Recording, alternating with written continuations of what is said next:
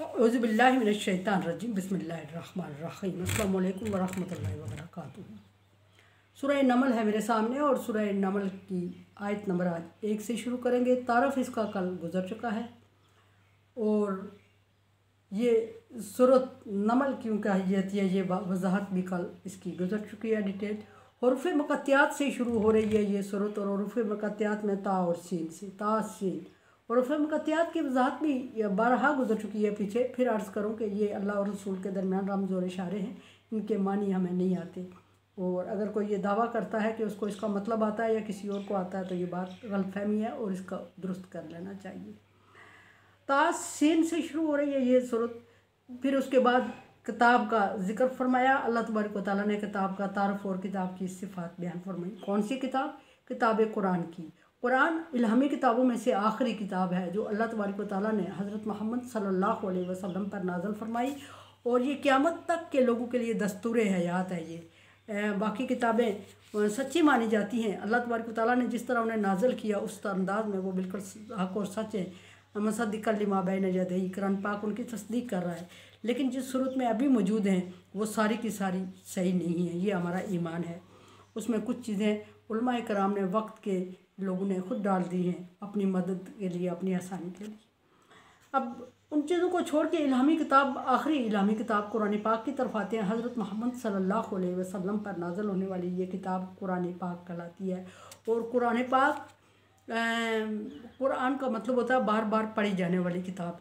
और ये किताब चूँकि इतनी दुनिया में ये तो अब हम कहेंगे कि इतनी पढ़ी जा रही है, लेकिन चूँकि अल्लाह तबारक व तआला की नाज़िल करदा है तो अल्लाह तबारक व तआला को ये पता इल्म था कि ये सबसे ज़्यादा इल्हामी किताबों में से सबसे ज़्यादा पढ़ी जाने वाली किताब होगी, इसलिए इसका नाम कुरान रख दिया अल्लाह तबारक व तआला ने। फिर इज़्ज़त और तकरीम के लिए आगे मुख्तलिफ़ इसके सफ़ाती नाम इसके साथ जोड़ दिए जाते हैं, जैसे मजीद, बुज़ुर्गी वाला, करीम, इज़्ज़त वाला, शरीफ, इज़्ज़त वाला, इस तरह मुख्तलिफ़ इसके नाम हैं।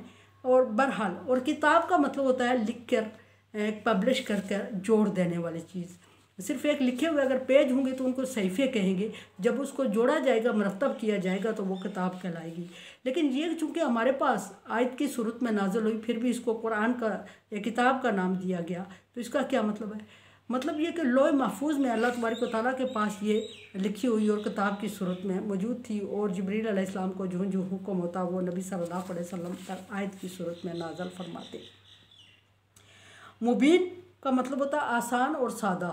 चूँकि ये अरबियों की मतलबे पे नाज़िल हुआ था। अरबियों का ये ख्याल था कि हम सबसे बड़ी कौम है और अल्लाह तबारक व तआला ने हम पर कोई किताब अलहदा नाज़िल नहीं फरमाई, कोई रसूल इंतखाब नहीं किया, तो इसलिए हम किसी दूसरे रसूल को, दूसरी किताब को क्यों मानें। फिर यह अरबी ज़ुबान में नाज़िल हुई और इसका मतलब ये था कि अरबियों को आसानी से समझ आ जाए। किसी और ज़बान में होती तो अरबियों का एतराज़ होता कि हमें उनकी ज़बान समझ नहीं आई या समझाने वाले ने सही नहीं समझाई। और फिर रसूल का इंतखाब, नबी सल्लल्लाहु अलैहि वसल्लम का इंतखाब भी अरबियों में से हुआ और वो शख्स मुंतखब किया रसूल के लिए, इस किताब के लिए, जिस पर सारे अरबी, हर एक मज़हब के लोग एतबार करते थे और सादुक और अमीन कहते थे। और फिर ये अरबियों में नाज़िल हुई, अरबी ज़बान में नाज़िल हुई, इसलिए इसको सादा और अरबी ज़बान में और आसान तरीन किताब कहा गया। मुबीन, वाज़े भी होता है, रोशन भी होता है, लेकिन वह आसान तरीन किताब। और फिर उसके मकासद बयान किए गए हैं कि ये ज़रिया हदायत है। नंबर 1 ज़रिया हदायत है। और ज़रिया हदायत किन लोगों के लिए है? जो इसको मानेंगे, जो इस पर ईमान लाएंगे। जो लोग इस पर ईमान नहीं लाते उनके लिए ये ज़रिया हदायत नहीं है, क्योंकि हदायत का ताल्लुक मानने से और ईमान लाने से होता है। जब हम किसी चीज़ को मानते हैं, किसी चीज़ पर ईमान लाते हैं, तो उसके बाद हदायत का सवाल पैदा होता है। हदायत का मतलब होता है रास्ता और रहनुमाई हम तभी हासिल करते हैं जिस चीज़ को हम फॉलो करते हैं, जिसको मानते हैं, उसके लिए रहनुमाई हासिल करते हैं। ये इंसानियत, पूरी इंसानियत के लिए दस्तूर हयात है, ज़िंदगी गुजारने का एक निज़ाम है। जो इसको मानते हैं उनके लिए भी दस्तूर हयात है, वो भी इससे रहनुमाई हासिल करते हैं। जो नहीं मानते, जो काफिर, मुशरिक, अहले किताब जितने भी हैं, वो दुनियावी रहनुमाई इससे हासिल करते हैं। और मानने का ताल्लुक आखिरत से होता है कि ईमान लाएंगे, मानेंगे तो फिर आखिरत में भी उनका फ़ायदा होगा। और अगर दुनियावी हैसियत में मान रहे हैं तो दुनिया में भरपूर वो फ़ायदा उठा रहे हैं और आखिरत में फिर उनको फ़ायदा नहीं होगा अगर ईमान नहीं ला रहे हैं तो। लेकिन जो लोग इस पर ईमान ला रहे हैं उनके लिए दुनिया में भी रहनुमाई है और आखिरत के लिए भी आसानी का ज़रिया है। ये अल्लाह तबारक व तआला का हुक्म है। और दूसरा मकसद इसका है बुशरा और खुशखबरी है। किसके लिए? लिलमोमिनीन, मोमिनों के लिए। मैंने अर्ज़ की थी कि कुरान पाक मानने वालों के लिए हदायत है। जो इससे हदायत हासिल करना चाहेगा, जो आखिरत की ज़िंदगी चाहता है, उसके लिए रहनुमाई और हदायत। दुनिया की रहनुमाई और हदायत वो लोग भी इससे हासिल करते हैं जो इसे नहीं मानते। ये बात मैं फिर अर्ज़ करूँ। और बुशरा खुशखबरी है, लेकिन वो सिर्फ मोमिनों के लिए है।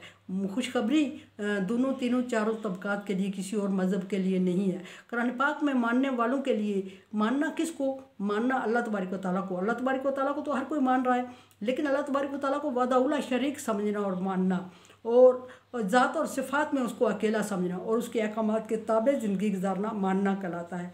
जो इसको मानेंगे, और मानने का सिर्फ मतलब गैर मज़हब जो दी ईसाई, सिख, काफर, मुशरिक सारे कहते हैं कि भाई अल्लाह कोई ज़ात है जिसने पैदा किया। वो मानना नहीं। अल्लाह को ज़ात और सिफ़ात में अकेला और तन्हा समझना, वहदानियत पर यकीन रखना, और फिर उसके बताए हुए अहकामात, अकायद को पर ईमान लाना। अकायद का मतलब किताबों को मानना, रसूलों को मानना, अच्छी और बुरी तकदीर को मानना, और इस ज़िंदगी के बाद जो दूसरी ज़िंदगी शुरू होगी उसको मानना ईमान कहलाता है और मानना कहलाता है। और जो लोग इसको मानते हैं, मोमिनीन का मतलब होता है ईमान लाने वाले, मानने वाले। मोमिनीन हैं जो इस पर ईमान लाते हैं, उनके लिए खुशखबरी है। ये खुशखबरी क्या है कि उनके लिए जन्नत, बागात हैं ऐसे आखिरत की ज़िंदगी में। और जन्नत और बागात का अक्सर ज़िक्र पीछे मेरी बात में आ चुका है, फिर मैं अर्ज़ करूँगी कि बागात ये हमारी दुनियावी ज़िंदगी के बागात नहीं हैं जो मौसमी आते हैं और फिर ख़त्म हो जाते हैं। ऐसा नहीं है, बल्कि वो ऐसे बागात हैं जो ना ख़त्म होने वाले, उनका फ़्रूट ना ख़त्म होने वाला। लेकिन उनकी लज़्ज़त, इन बागात की लज़्ज़त, इन फ्रूट की लज़्ज़त से हज़ार हा गुना ज़्यादा है, और वो हमेशा रहेंगे। और फिर उनकी वो हर एक जिसको जन्नत में उसका ठिकाना जिसको दिया जाएगा, ईमान वाले को, उसके लिए खुशखबरी है कि वो उनकी मलकियत होगी, वो उनसे कभी छीनी नहीं जाएगी और छीनने के चांस भी नहीं होंगे। कोई भी नेमत जब छीनने का अंदेशा हो तो उसको एंजॉय नहीं किया जाता। सो वो हमेशा के लिए उनफिया खालिदून, वो उसमें हमेशा रहेंगे। और उनके लिए मतलब तरह तरह की आसाइश, और फिर उसके बाद जो खुशखबरी है वो अल्लाह तबारक व तआला की तरफ से सलामती भेजना है। सलामती का भी यही मतलब होता है कि अल्लाह तबारक व तआला उनको एक पैगाम भेजेंगे सलाम कह के, और उस पैगाम का मतलब यह है कि यहाँ तुम पुरअमन तरीके से अगली पूरी ज़िंदगी रह सकते हो। सलामती का मतलब ये होता है कि मेरी तरफ से तुम्हें कोई ख़तरा नहीं है। तो सो अल्लाह तबारक व तआला मोमिनों को जब सलाम भेजेंगे, और वो होगा कि हमेशा के लिए तुम पुरअमन हो इस जगह पे, और ये तुम्हारी मलकियत हो गई है। और फिर अल्लाह तबारक व तआला की रज़ात और राज़ी होना, और फिर सबसे बड़ा इनाम ये कि अल्लाह तबारक व तआला का दीदार होना मोमिनों के लिए, ये इस चीज़ की खुशखबरी दी गई है। और दुनिया में भी अल्लाह तबारक व तआला ने इज़्ज़त का वादा किया है मोमिन, ईमान लाने वालों के लिए। कुरान समझे, देखें, समझे और सब्सक्राइब करें, और सदका जारिया में मेरा साथ दें। अल्लाह तबारक व तआला का हुक्म, तावन वाला बिर्र व तक़वा, नेकी और भलाई के कामों में तावन करें एक दूसरे से। सो तावन करें, चैनल को सब्सक्राइब और शेयर करके, और सदका जारिया में मेरा साथ दें। अल्लाह।